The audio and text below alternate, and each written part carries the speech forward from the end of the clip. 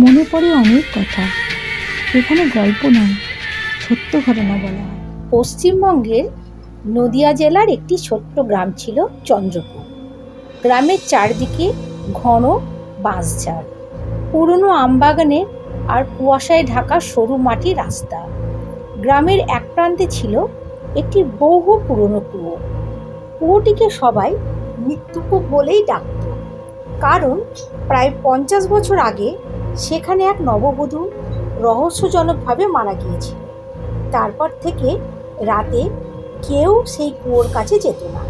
গ্রামের বয়স্ক মানুষরা বলতেন, রাত 12টার পর যদি কুয়োর দিকে থেকে কোনো মহিলা তোমার নাম ধরে ডাকে, কখনো সাড়া দেবে না। কিন্তু নতুন প্রজন্ম এসব কি বিশ্বাস করে? একদমই না।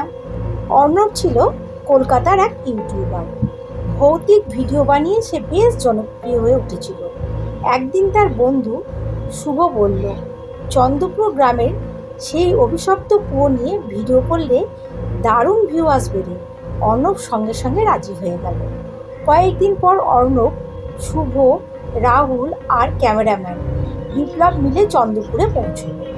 গ্রামের প্রবেশ মুখেই তাদের সঙ্গে দেখা হলো এক বয়স্ক কাকার, হরিপদ কাকার। হরিপদ কাকা জিজ্ঞেস করলেন, তোমরা কি ওই কুয়োর ভিডিও করতে এসেছো? অর্ণব হাসলেন, হ্যাঁ কাকা, ভূত টুত বলে কিছু নেই। বৃদ্ধের মুখটা হঠাৎ যেন কেমন ফ্যাকাশে হয়ে গেল। আজ পূর্ণিমা বাবা, আজ রাতে সেখানে যেও না। সন্ধ্যায় গ্রামের লোকজনের কাছ থেকে তারা সেই কুয়োর গল্প শুনল বসে বসে। 50 বছর আগের গ্রামের এক মেয়ে ছিল কমলা। বিয়ের রাতেই কমলা স্বামীটাকে সন্দেহ করত। এক রাতে প্রচণ্ড ঝগড়ার পর কমলাকে হত্যা করে তার মৃতদেহ নাকি কুয়োর জলে ফেলে দেওয়া হয়েছিল। কিন্তু ঘটনাটি ধামাচাপা পড়ে যায়। এরপর থেকেই অদ্ভুত সব ঘটনা শুরু হয় ওই কুয়োর পাশ থেকে। রাতে কুয়োর দিক থেকে কান্নার আওয়াজও শোনা যেত। কেউ কাছে গেলে সে নাকি আর ফিরে আসতো না। রাত 11:30। অর্ণবরা ক্যামেরা নিয়ে কুয়োর কাছে গেল। চারপাশে ভয়ঙ্কর নীরবতা, শুধু ঝিঝি পোকার ডাক আর একটা কেমন গা ছমছমে ব্যাপার। কুয়োর চারপাশে পুরনো বটগাছের শিকড়গুলো ঝুলছিল। অর্ণব ক্যামেরার দিকে তাকিয়ে বলল, বন্ধুরা, এখন আমরা দাঁড়িয়ে আছি এই সেই অভিশপ্ত কুয়োর সামনে। ঠিক তখনই ছপ ছপ ছপ ছপ করে একটা অস্পষ্ট শব্দ তাদের কানে ভেসে আসতে লাগলো। মনে হলো কুয়োর ভেতরে কেউ যেন জলের উপর হাঁটছে। শুভ টর্চ মারল, কই কিছুই তো নেই। রাত 12টা বাজতেই বাতাসটা যেন কেমন ঘোলাটে হয়ে উঠতে লাগলো। তারপর একটি নারী কণ্ঠ ভেসে এলো, অর্ণব। সবাই স্থির। আবার ডাকা হলো, অর্ণব, নিচে এসো। অর্ণব ভেবেছিল বন্ধুরা মজা করছে, কিন্তু সবার মুখে আতঙ্ক, কারণ কেউ কথা শুনতে পাচ্ছিল না। কিন্তু একমাত্র অর্ণবই সেই কথাটা শুনতে পাচ্ছিল। তাকে যেন কেউ ডাকছে, অর্ণব, নিচে এসো, এই বলে কণ্ঠস্বর আসছিল কুয়োর ভেতর থেকে। বিপ্লব ক্যামেরাটা জুম করল।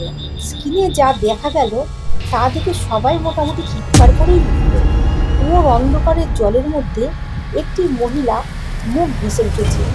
তার পরনে একটি সাদা শাড়ি, লম্বা চুল আর সম্পূর্ণ কালো চোখ। কিন্তু আশ্চর্যের বিষয়, খালি চোখে কিছুই দেখা যাচ্ছিল না কুয়োর ভেতরে, শুধু ক্যামেরায় দেখা যাচ্ছিল।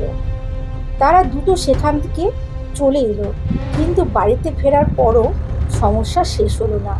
ক্যামেরার ফুটেজে দেখা গেল, যখন তারা কুয়োর সামনে দাঁড়িয়েছিল, তাদের পিছনে সব সময় দাঁড়িয়েছিল একটি মহিলা, সাদা শাড়ি পরা, মুখ নিচু করা এবং বড় বড় লম্বা লম্বা চুলে মুখ ঢাকা। কিন্তু কেউ তাকে দেখেনি সামনে থেকে। পরদিন সকালবেলায় শুভকে আর খুঁজে পাওয়া যাচ্ছিল না। তার মোবাইল পাওয়া গেল কুয়োর পাশে। মোবাইলের শেষ রেকর্ডিংয়ে শোনা গেল, কে কে তুমি? তারপর ভয়ঙ্কর চিৎকার। রেকর্ডিং বন্ধ। গ্রামের কয়েকজন সাহসী যুবক পরের দিন সকালে কুয়োর ভেতর নামল। নিচে গিয়ে তারা একটি পুরনো কঙ্কাল পেল। কঙ্কালের হাতে ছিল লাল চুড়ি আর পায়ে নুপুর নুপুর, যা ছিল কমলার। গ্রামের পুরনো নথি ঘেঁটে জানা গেল কমলাকে হত্যা করা হয়নি, শুধু তার আত্মাকে আটকে রাখার জন্য কালা জাদুও করা হয়েছিল।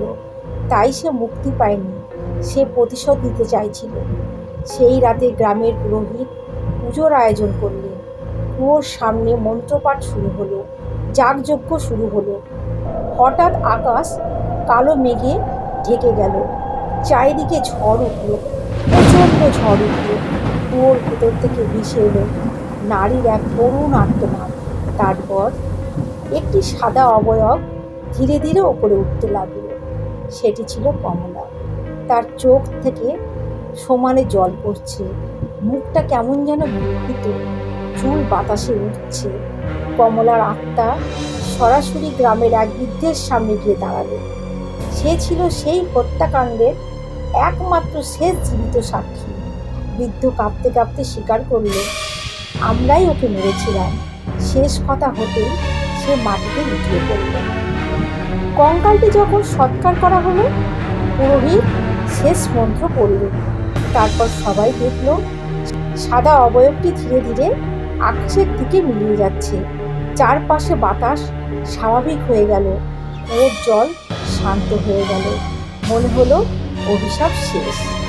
অবশেষে অর্ণব কলকাতায় ফিরে এসে ভিডিওটিকে আপলোড করল। ভিডিওটি দারুণ পরিমাণ ভাইরাল হলো, কিন্তু আপলোডের কয়েকদিন পর সে একটি অদ্ভুত বিষয় লক্ষ্য করল। ভিডিওর শেষ ফ্রেমে একমাত্র 1 সেকেন্ডের জন্য দেখা গেল কমলা ক্যামেরার সামনে দাঁড়িয়ে আছে। তার ঠোঁটে একটি ভয়ঙ্কর হাসি, যেন সে বলতে চাইছে, আমি মুক্তি পাইনি, আমি মুক্তি পাইনি। সেদিন রাতেই অর্ণবের ঘরের দরজায় 3 বার কে যেন ঠোকা মারল, ঠক ঠক ঠক। দরজা খুলে সে কাউকে দেখতে পেল না, কিন্তু মেঝেতে ভিজা পায়ের ছাপ স্পষ্ট হয়ে উঠেছিল। সেই পায়ের ছাপ ধীরে ধীরে তার বিছানার নিচে গিয়ে শেষ হয়ে গেল। তারপর অর্ণবকেও আর খুঁজে পাওয়া যায়নি কোনোদিন। অবশেষে অর্ণবের বাড়ির লোকজন পুলিশ ইনভেস্টিগেশন করিয়েছিল। সেই সূত্র ধরে পুলিশ গেছিল সেই গ্রামে, সেই কুয়োর কাছে। কুয়োতে লোকও নামানো হয়েছিল, কিন্তু কুয়োর থেকে অদ্ভুত ব্যাপার, অর্ণবের দেহটি উদ্ধার হয়েছিল। আজ তাহলে বন্ধুরা এই পর্যন্তই। কেমন লাগলো এই গল্প? যদি গভীর রাতে কেউ আপনার নাম ধরে ডাকে, আগে কিন্তু অবশ্যই দেখে নিন সে সত্যিই মানুষ কিনা। তারপর কিন্তু পিছন ফিরে তাকাবেন বা দরজা খুলে দেখবেন অথবা উত্তর দেবেন। তাহলে সবাই খুব ভালো থাকবেন, সুস্থ থাকবেন, সপরিবারে আনন্দের মধ্যে থাকবেন। আর আমাকে একটি সাপোর্ট করতে আমার চ্যানেলটি সাবস্ক্রাইব করে লাইক করবেন, শেয়ার করবেন। আজ তাহলে এই পর্যন্তই, টাটা।